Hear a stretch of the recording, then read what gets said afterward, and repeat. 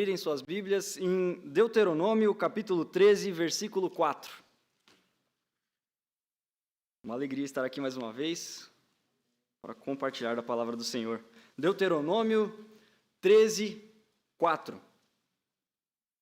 Após o Senhor vosso Deus andareis, e a Ele temereis, e os seus mandamentos guardareis, e a sua voz ouvireis, e a Ele servireis, e a Ele vos achegareis. Senhor Deus, obrigado, Pai. Peço que o Senhor abençoe a sua palavra nos nossos corações, em nome de Jesus. Amém. Podeis assentar? Irmãos, fazer aniversário é uma bênção, e pouco mais de um mês atrás eu ganhei um presente. Irmã Dalva me mandou uma mensagem com este versículo, e eu falei, irmã, que bênção que foi. E eu comecei a meditar nesse versículo e gostaria de compartilhar com os irmãos. Então, nós temos aqui 6 ordenanças do Senhor. Gostaria de meditar com os irmãos sobre leis para viver a graça. Porque muitas vezes nosso pensamento é de separar os dois. Existe a época da lei, existe a época da graça. Mas o nosso Deus é o mesmo. E no tempo que existia a lei, existia a graça. E no tempo onde há graça, nós precisamos prestar atenção nas ordenanças do Senhor. E então, irmãos, assim como no Antigo Testamento, as pessoas também se achegavam a Cristo, elas não tinham ainda a visão do Senhor Jesus, mas elas alcançavam a salvação pela graça, por meio da fé. No Novo Testamento, nós temos a graça do Senhor, mas nós não devemos viver sem lei. Nós somos livres do peso da lei, mas não vivemos sem lei. Nós, assim como lá em 1 João, nós temos, no capítulo 1, finalzinho do capítulo, o apóstolo João escrevendo que se confessarmos os nossos pecados, Ele é fiel e justo para nos perdoar os pecados e purificar de toda injustiça. Mas no começo do capítulo 2, ele fala, meus filhinhos, eu vos escrevo essas coisas para que não pequeis. Por mais que o perdão esteja disponível, a graça esteja disponível, nós não devemos andar errando, nós não devemos andar em pecado. Nós precisamos seguir aquilo que o Senhor quer, aquilo que o Senhor ordena. Então nós vamos meditar aqui, irmãos. Deuteronômio significa repetição da lei. Então, nos primeiros 4 livros, nós já temos a lei, nesse livro é repetido, e no final do capítulo 12 e o capítulo 13 todo, nós temos o cuidado do Senhor, falando com o seu povo, para não se misturar com outros povos. Para não olhar para povos vizinhos e achar que a grama do vizinho é mais verde. No caso deles, viviam no deserto, talvez a areia mais amarela, não sei, algo atrativo. Não, nós precisamos olhar para o nosso Senhor. E aqui, no final do capítulo 12, versículo 29 em diante, quando o Senhor teu Deus desarraigar de diante de ti as nações, aonde vais a possuí-las, e as possuíres e habitares na sua terra, guarda-te, que não te enlaces seguindo-as, depois que forem destruídas diante de ti. E que não perguntes acerca dos seus deuses, dizendo, assim como serviram essas nações os seus deuses, do mesmo modo também farei eu. Nós não devemos nos contaminar, nós não devemos olhar para o que o mundo propõe, nós devemos olhar para o Senhor. E assim o texto vai até chegar no versículo 4, onde ele aponta 6 vezes para o Senhor, porque o Senhor é suficiente. A sua graça nos basta. E para desfrutar dessa graça do Senhor, nós precisamos, em primeiro lugar, seguir ao Senhor. Nós devemos seguir a Ele, pois Ele é quem nos dá a direção. O texto fala, após o Senhor vosso Deus andareis. Quem aqui já aceitou a Cristo como seu Salvador, também o confessou como seu Senhor. E nós não podemos esquecer do senhorio de Cristo nas nossas vidas. Nós não podemos deixar, não, eu não vou andar após o Senhor. Agora eu vou andar à frente do Senhor. Tudo bem, o Senhor está aqui comigo, mas quem vai tomar as decisões sou eu.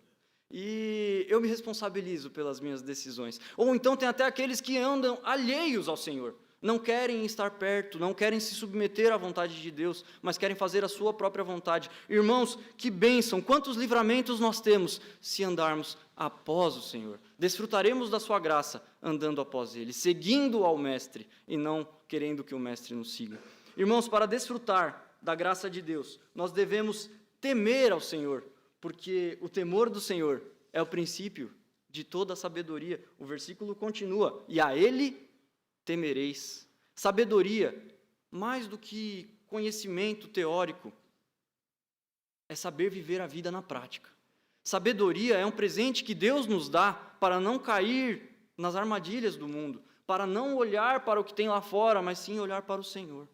E assim, irmãos, nós podemos viver e vencer desafios, vencer inimigos. Eu gostaria de ler, irmãos, um versículo com os irmãos, Neemias 4:14. Vamos para Neemias, capítulo 4, verso 14, nós vamos voltar para Deuteronômio depois. Ali num contexto em que os muros de Jerusalém eram reconstruídos. O povo estava seguindo ali na construção, porém haviam inimigos. Inimigos se levantaram, Sambalate, Tobias e outros povos que são citados aqui nesse capítulo. E o povo começa a temer. E talvez a obra vá parar.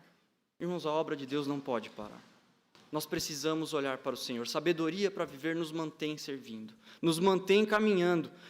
E a resposta de Neemias no versículo 14: E olhei, e levantei-me, e disse aos nobres, aos magistrados e ao restante do povo: Não os temais, lembrai-vos do grande e temível Senhor, e pelejai pelos vossos irmãos, vossos filhos, vossas filhas, vossas mulheres e vossas casas. Aqui, Neemias fala para o povo: volta os olhos para o Senhor, não tema os inimigos, tema a Deus. Se nós tememos a Deus, nós não precisamos temer mais ninguém.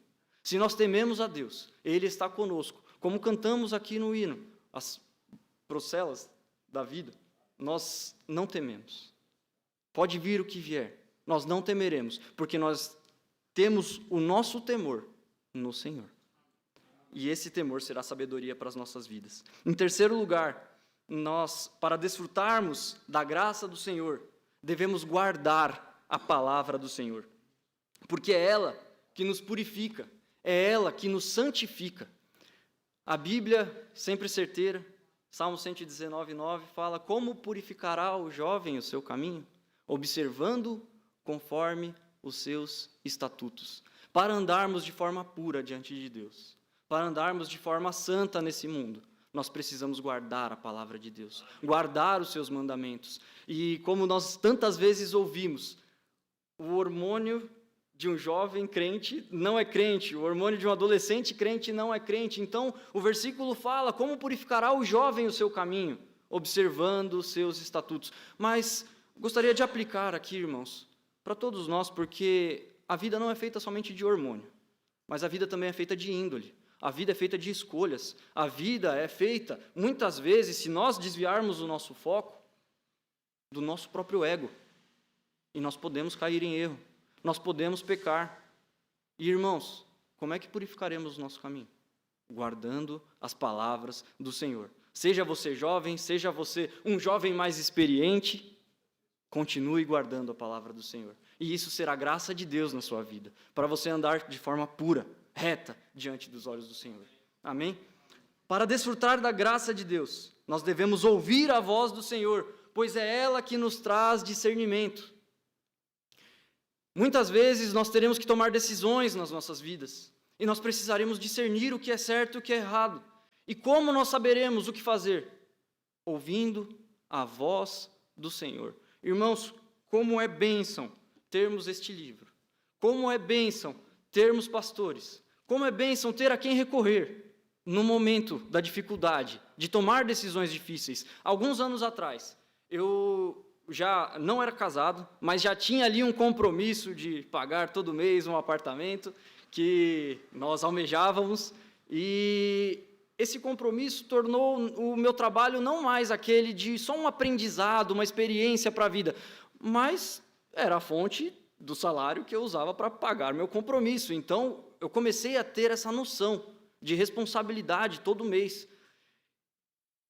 E eu caí numa empresa, num trabalho, em que falavam olha, os relatórios que você faz, a construção dele está tudo certo, mas o número não está bonito. A gente precisa que você mude esse número. A gente está reportando aqui uma situação que nós estamos chegando aí nos 40%, mas nós precisamos chegar nos 50%. Nós precisamos mostrar que é 50%. Irmãos, isso tem um nome: mentira. Nós sabemos quem é o pai da mentira. E a finalidade do meu trabalho ser uma mentira não me fez bem. Ali eu perdi a paz. E eu não sabia, e agora? O que eu vou fazer? Eu tenho contas para pagar. e eu vou pedir demissão, o que meu pai vai pensar de mim? O que o meu sogro vai pensar de mim? Ele vai achar que eu não tenho compromisso com a vida, eu faço os compromissos e depois pulo. Mas pastor Carlos Júnior, na época, conselheiro, a gente conversando e ele mandou um versículo, Provérbios 23, 23. Compra a verdade e não a vendas. A verdade pode ter um preço, irmãos. Nesse caso, o preço literal. Comprar a verdade foi pedir minha demissão. E, por um momento, eu falei, Senhor, mas será que é isso? Mas eu tive certeza, porque era a palavra de Deus. E, irmãos, quando eu saí daquela empresa naquele dia, eu senti que um caminhão saiu das minhas costas. Foi uma bênção. Sentir a paz do Senhor, sentir a graça do Senhor, por poder ouvir a sua voz, por buscar quem poderia me apoiar e entender o que a palavra do Senhor diz. E o Senhor honrou. Um mês depois eu estava empregado de novo.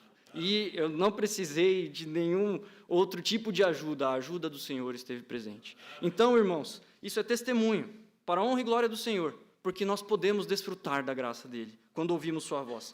Em quinto lugar, para desfrutar da sua graça, nós devemos servir ao Senhor, pois esse é o maior propósito da vida. Quantas conversas eu já participei.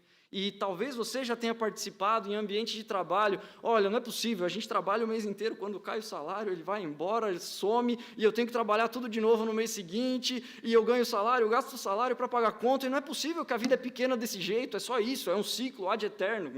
Não saímos disso, e nós trabalhamos, pagamos, e continuamos nisso. Precisa ter um propósito maior a vida. E muitas pessoas vivem o vazio, porque não encontram o maior propósito. Irmãos, nós somos servos do Deus Altíssimo. Nós temos o maior propósito da vida. Nós podemos servi-lo. E tem muita gente que se contenta em ficar no banco. Um crente de banco, um crente cliente, um crente que só reclama, não gostei, a programação que vocês fizeram podia ser melhor. Irmãos, vamos servir, vamos unir forças. É bom demais servir a Deus. É bom demais poder entender que foi usado por Deus. Quando nós vamos cantar em algum hospital, nós achamos que vamos fazer o bem para alguém, mas nós voltamos de lá cheios. É maravilhoso, irmãos. Como é bom poder, por isso que agradeci assim que subi aqui, como é bom poder compartilhar a palavra de Deus. É bom demais servir ao Senhor. Então nos engajemos em servir, porque esse é o maior propósito da vida. Você poder não só fazer o bem para alguém, mas você poder fazer parte de evangelizar uma pessoa, apresentá-la a Jesus, e ver o Espírito Santo transformar a vida daquela pessoa. Isso é maravilhoso, irmãos. Isso é maravilhoso. O maior propósito da vida é servir a Deus. E, em último lugar, para desfrutar da graça, acheguemo-nos ao Senhor, pois Ele é a melhor companhia que nós podemos ter. O Senhor nosso Deus, através desse versículo, vem nos dizer: e a Ele vos achegareis. Uma outra versão fala: e sejam fiéis a Ele. E isso também me fez meditar, pensar sobre ser fiel ao Senhor Jesus, porque Ele é fiel a nós. Ele é o noivo e nós devemos ser fiéis a Ele. Não há outro para quem nós devemos olhar. Não há idolatria, não há chamariz que seja compensador como o Senhor Jesus. Nós devemos nos agarrar e ser fiéis, sermos fiéis a Ele e tão somente a Ele. Ele é tudo o que precisamos, irmãos. É com o Senhor que nós teremos todas as nossas necessidades supridas. A palavra de Deus diz: o Senhor é meu pastor, e de nada eu tenho falta. Por quê? Porque Ele é suficiente. Buscai primeiro o reino de Deus e a sua justiça, e todas essas coisas vos serão acrescentadas. Nós temos um esforço a fazer. Esse esforço é buscar ao Senhor. O restante é com o Senhor. Ele acrescentará o restante. Mas, irmãos, é esforço, e digo que é esforço porque a nossa carne vai lutar contra. Quando nós quisermos buscar o Senhor, vai aparecer um desânimo, vai aparecer um compromisso, vai aparecer alguma coisa para atrapalhar a nossa busca ao Senhor, mas nós precisamos buscá-lo, e Ele prometeu: se buscarmos, o acharemos, se buscarmos de todo o nosso coração. Então, irmãos, vamos até o Senhor, acheguemo-nos a Ele, como lemos aqui na sua palavra. E por fim, Jesus disse: no mundo tereis aflições, mas tende bom ânimo.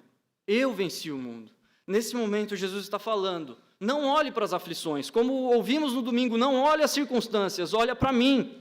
Tem de bom ânimo em mim. Eu sou tudo o que você precisa. Então, ande após mim, me siga. porque eu vou te dar direção.